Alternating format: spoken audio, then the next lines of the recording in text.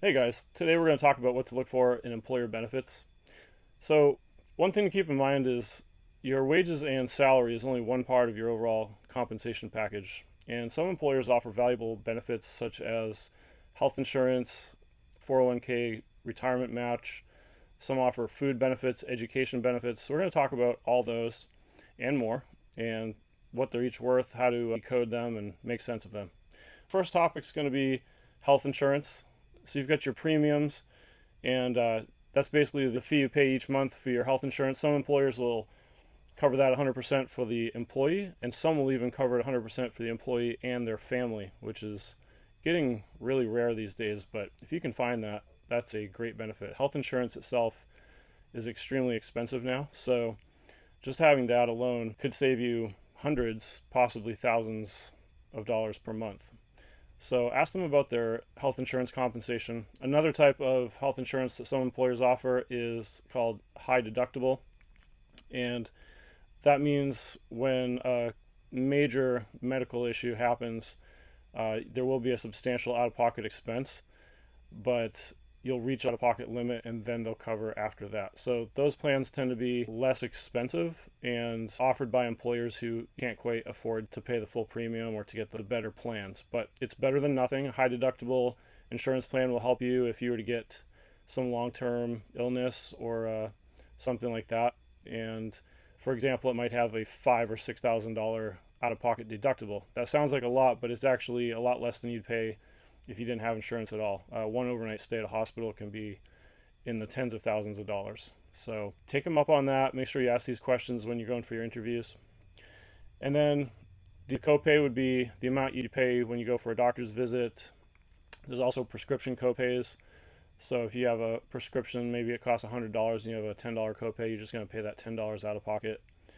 And then the out of pocket maximum is what I was referring to just a minute ago. So when they define the out-of-pocket maximum for that health insurance plan, that means once you reach that amount out of your pocket, the insurance will cover the rest. All right, so that's the health insurance ins and outs. There's a couple more topics under health insurance, including what type of insurance coverages there are. There's an HMO type, and that stands for Health Maintenance Organization.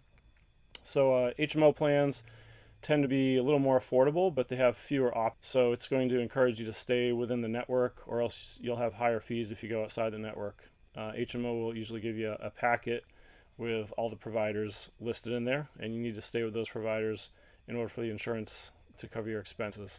Outside of the HMO network, you'll probably be looking at a lot higher out-of-pocket expenses. And then there's something called PPO, which is Preferred Provider Organization. And those tend to be higher quality plans, more expensive, but they give you more flexibility and options on which doctor you'd like to go to, which specialist you'd like to see. They'll tend to cover more of those and give you more flexibility with your personal preferences. And then you have the high deductible plans that I mentioned just a minute ago, where you've got the high out of pocket expenses. And those are the lowest cost plans. If possible, you want something better than that, but it's still better than nothing because medical expenses are so high that any insurance is better than nothing, right? Make sure that you make the right choice in that area, especially if you have existing health issues, expensive medications. This can make a big difference in your overall benefit package. Topic 2, we're going to go over building your future with retirement plans. So 401k is the employer-sponsored retirement plan that's very popular these days. And how it normally works, the employer doesn't have to match anything, but if the employer offers a 401k, it's basically coming out of your paycheck before taxes, and that's a traditional 401k, and then it's being invested into some combination of stocks depending on which plan you choose. That will grow, but it will be taxed later when you withdraw it. And then there's a Roth 401k option.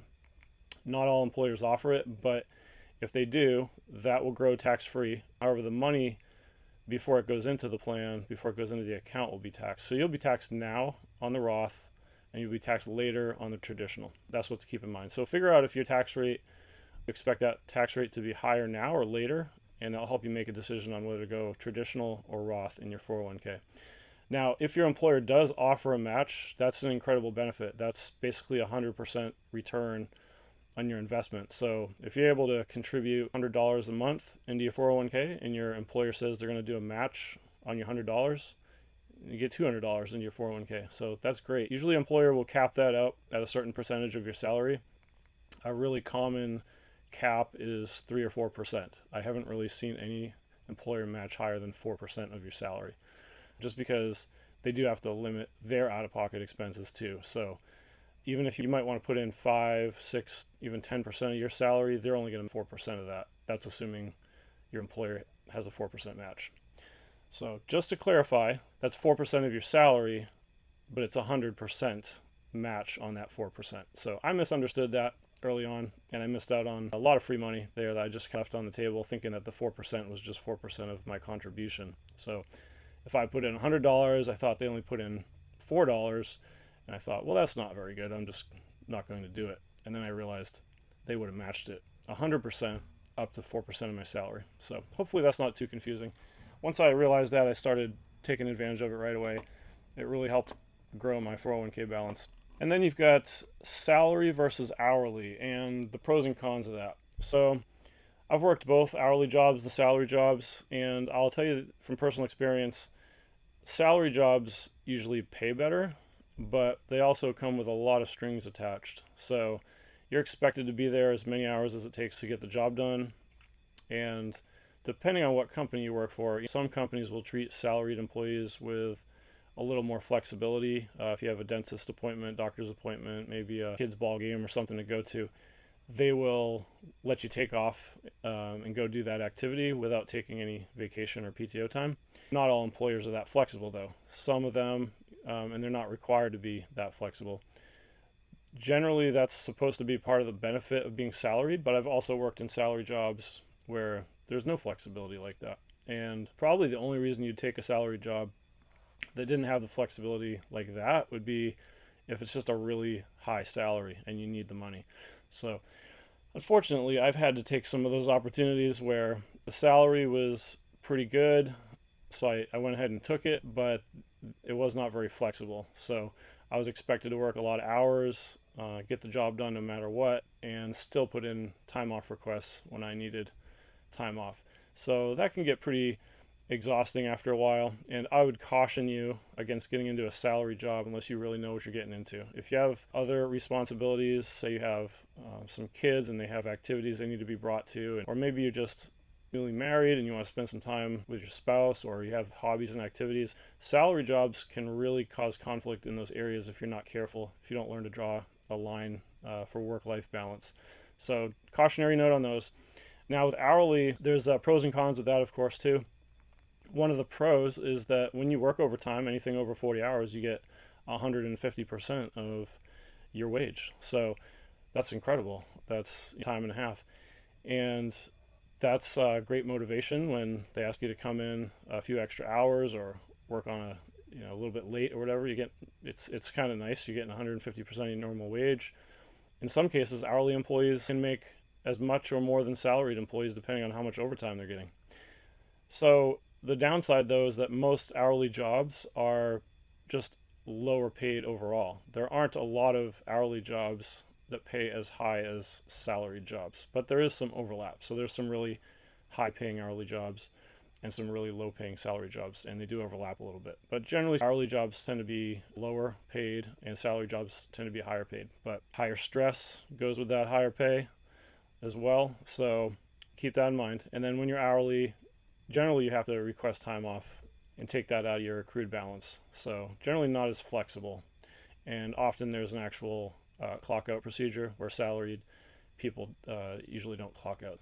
They just have scheduled days, and they can be abused. I've seen jobs where people show up 30 minutes late almost every day. They take extra long lunches and they leave early. And sometimes some companies, salaried people will get away with that. At other companies, they treat them just as strict as their hourlies. So it's kind of a toss-up, to be honest. It really depends on what your personal needs are. There's plenty of days, I'm working a salaried job right now, but there's plenty of days when I'm jealous of hourly people who get called in to work the same number of hours as me, and they're getting time and a half for all their extra work. But then again, this is what I signed up for, so I knew it when I was going into it. And then, let's see, the next topic here, we're going to talk about work-life balance. And I just covered that a little bit with the salary and hourly topic, but work-life balance is super important, and it depends on your company and how they value family time and personal time. Some companies are just all about production. They're all about efficiency and profits, and they expect you to be there just maximum amount of time, just sort of bend over backwards for them, do whatever they ask. Other companies are a lot more family oriented. Even within my own household, we have a mixture of our employers, and of course I'm not personal with this, but one of our employers is very inflexible and doesn't really value family time very much. Another one of our employers gives extra time off for families. They even give free admission tickets to theme parks for the employee and their family. Very encouraging, supportive of family. So there's definitely different ends to the spectrum on that. So depending on what stage of life you're at and what you have going on outside of work, you might be at a stage of life where you just want to work your butt off and earn as much money as possible. In that case, I wouldn't suggest doing that long term for years on end, but if you need to do that for a little while to save some, build up your savings account or your investments or whatever, go ahead and do that, but set yourself a timeline on how long you're willing to work like that. If you work like that too long, you will become burned out and resentful. So don't do that forever.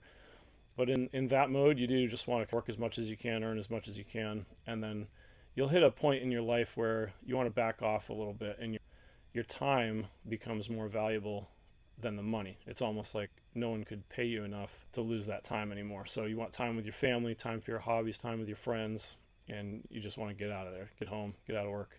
So depending on the age and stage that you're at in life, it'll affect your decision regarding time off and work-life balance. Ask about how much that employer, if you're interviewing for a new job and you're considering time off as part of your benefits, ask how much accrual you get. So a common amount might be 3 hours every couple of weeks for vacation time, but they might also require a waiting period. You might have to get time in with the company before that starts. So they might have maybe a 6-month waiting period. Some companies even have a year waiting period. And if the accrual is pretty substantial, 3 or 4 hours every pay period, that's not too bad. Some companies, though, might only offer an hour every 2 weeks of work. That takes a long time to add up to a decent vacation. So make sure you ask about that, get some clarification on how much time off they actually offer. And then there's usually, most states require, some states I don't think require this, but holiday and sick leave. So usually major holidays are covered. You can ask your employer about that. And then sick leave would be in addition to your vacation time. Some employers just choose to combine the two and have one big balance of time off. And then let's see here. So beyond vacation, you might also want to ask about other time off benefits such as parental leave, bereavement leave, and other programs like that. In some states, those are optional. In some states, those are required. So can't really give you advice on your specific situation since every state varies. But the state I live in, parental leave is actually required to be offered by the employer. And then other perks and benefits. Some employers offer mental health and wellness programs, so you can actually get counseling paid for, therapy paid for, things like that. Usually it's called EAP, Employee Assistance Program. And wellness programs like gym memberships and discounts and fitness clubs. So ask your employer if they offer any of those. All these little programs, they add up, and you want to be tallying them up and seeing what they're worth. Your gym membership might be worth $50 a month, and you can factor that in. You no longer have to pay for a gym membership, so that could save you some money. There's life and disability insurance, student loan repayment assistance, tuition reimbursement. That's a big one. Tuition reimbursement and training and workshops are some really great benefits. If you get an employer who's willing to pay for your education, and they'll actually either fully pay or partially getting a degree, usually they'll offer that towards a degree or certification that helps you in your job with them, of course, because they're not going to invest too much in your education for something you want to do outside of them. But say you're becoming a mechanic, but you don't have your certification yet, and you're just sort of on the bottom rung of the ladder, just sort of assisting the mechanics. They might be willing to send you to mechanics school and get certification for that so that you can get a higher wage, and that makes you more valuable to them, but it also makes you more valuable for the future because you're going to be able to put that on your resume and get higher paying jobs. Now, that kind of tells you that the employer is pretty confident about their place of employment because they're improving your skills and they probably want to retain those skills. So they're probably pretty confident that that's somewhere you want to stay. And very few employers I've ever worked for offer tuition reimbursement, but one person in our household has an employer that does that. It's actually the same one that offers the theme park admission tickets, and they are just really good to their employees. So they'll offer to pay for, I think it's up to $5,000 a year towards a certification at a college, up to a maximum of $20,000 per lifetime, something like that. That's pretty substantial, so that's definitely worth adding in as a benefit. And then flexible work options such as working remotely, hybrid work. If you're interested in that, ask about it. Personally, I'll say I tend to enjoy working on site mostly just because I can work faster, I can integrate with other people and teams and collaborate on projects better. I find collaboration and working remotely on computers alone, obviously I use a computer all day long, but just collaborating that way feels inefficient to me. Feels like there's a lot of sending an email, checking a to-do list, and then waiting for somebody else to respond or update it. Feels just really inefficient compared to having a conversation, giving them a phone call, or just walking up to their desk and talking about something. So it really depends on what type of work you do. Maybe if you're, say, a programmer or a project manager or something like that, maybe that remote work works for you. But in my industry, I just don't find it super effective. Plus, there's usually internet lag. So remote hybrid work, if that's important to you, ask about the options, whether you need to come into work physically every day or you can work from home. Some people really enjoy working from home. And then how flexible the hours are too. So what's the schedule like? Does it work for your home life? Are you able to still hang out with your family or your friends and do all the things you like to do? Or are they super strict on hours and maybe it interferes with your personal schedule? So make sure you work that out ahead of time so that you have no surprises after you get hired. So look beyond the salary. Make sure you're considering all these factors in the overall benefit and compensation that you're getting. A lot of this stuff is worth a lot to your mental health, as well as it's just worth a lot of money financially. So health insurance is very expensive to buy on your own. Retirement contributions are really valuable. Time off is really valuable, and all these things add up. The more that an employer offers in all these areas, the more they want to retain their employees, the more they care about their employees. Now, some employers care about their employees, but they're just not doing well enough financially to offer all this. So, and that's the case with a couple of places I've worked where I knew their heart was in the right place and they cared about their employees. They just weren't financially able to offer as much as they had. So, and that's up to you to decide. Is it the kind of environment that you're willing to work in? Is it a nice enough work environment that you're willing to settle for less benefits? Or on the contrary, is it maybe more stressful environment than what you excellent benefits, really good pay? You got to weigh those options and figure out what's important to you, right? So we all have different family situations, different personal situations, different medical and health situations. So it really depends on where you're coming from and what's most valuable to you. For me, work-life balance is pretty important, and I do try to draw a pretty firm boundary on my hours. I do work a lot of hours, but not as many as some people, so I draw a pretty firm line there. Certain salary I need and everything, and to be able to save for the future and invest for my retirement and things. So there's some minimum requirements I set, but I think stress level is really, and I've turned down some jobs that were just super high stress and a lot of micromanaging going on, a lot of quotas to meet. That's not the kind of job I personally enjoy. You might enjoy that, might motivate you, but personally I like the kind of job where I can come in and set my own priorities and work on the projects that I think are most important and not have someone set those for me. Now, I am working a management position now, so I have a little bit more flexibility to choose my own priorities, but management actually comes with a lot of its own pros and cons because I have a team, actually 5 teams now, and a dozen or more people that I manage, and each one of them has their personal preferences, right? They all have their different personalities, different needs at home with their families, and so getting into a management role comes with a lot of weight on your shoulders too. So I take that role really seriously. I really care about my employees and try to let them know it. But there's pros and cons to all these, right? So decide what's most important to you, weigh the options, and I hope this helped you sort out what to look for in employer benefits. If you have any questions, please leave them in the comments. I'd be happy to try to answer them. And until next time, I'll see you.